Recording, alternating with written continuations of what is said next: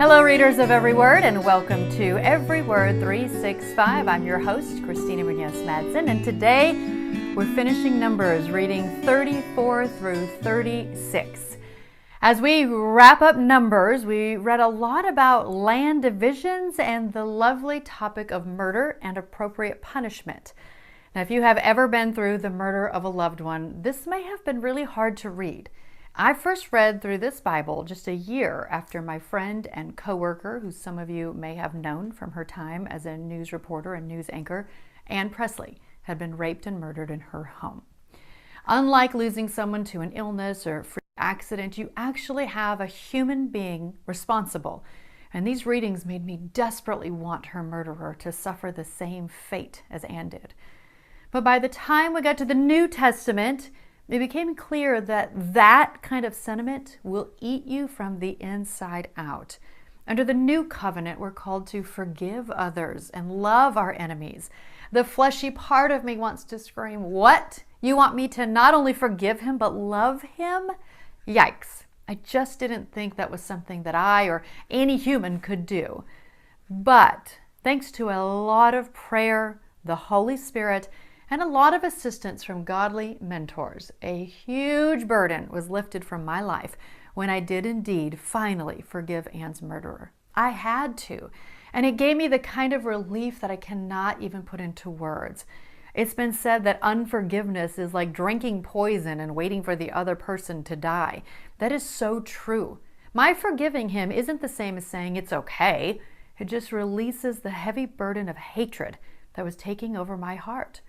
Remember, bear with each other and forgive one another. If any of you has a grievance against someone, forgive as the Lord forgave you. That is in Colossians 3:13.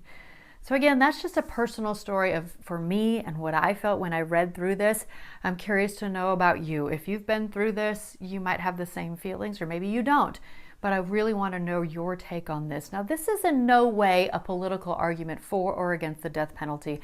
And I'm not convinced that morality can or should be legislated anyway. It is just a personal story on the struggle of forgiveness with regard to murder.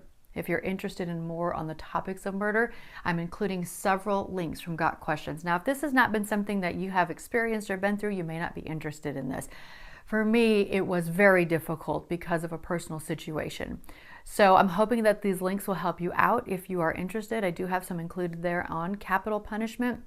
But also, when I decided to forgive him, I was also going through some night terrors and some nightmares that were recurring.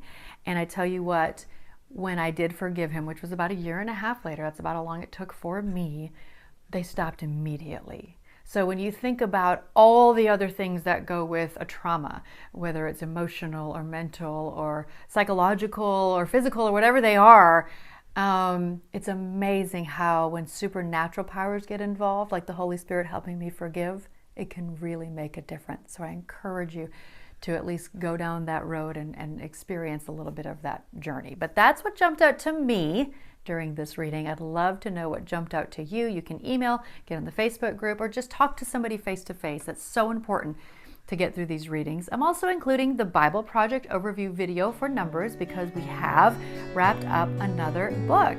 So, goodbye Numbers. You have now read every word of the first 4 books of the Bible, unless you have some paper clips, which is totally fine. Tomorrow is Deuteronomy, chapters 1 through 4. It is the final book of the Torah, the first 5 books of the Bible. Happy reading!